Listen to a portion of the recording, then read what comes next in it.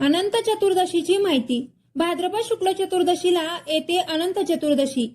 अत्यंत पवित्र असा दिवस. या दिवशी अनंत नारायणाची पूजा केली जाते, जे विष्णूंचं अनंत स्वरूप मानलं जातं. या दिवशी भक्त हाताला बांधतात अनंत धागा.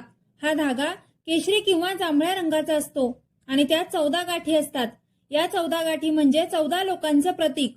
भूलोक, पाताळ, स्वर्गलोक अशा सर्व जगांना जोडणारा हा पवित्र धागा.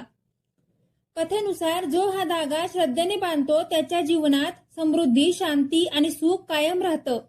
हा धागा म्हणजे आपल्या जीवनातील संकटांपासून संरक्षण आणि अनंताशी म्हणजेच नारायणाशी जोडलेली एक पवित्र गाठ.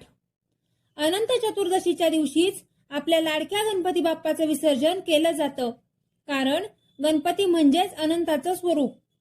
मूर्तीचं विसर्जन म्हणजे बाप्पाला निरोप देणे नाही, तर त्यांना त्यांच्या अनंत रूपात विलीन करणं होय.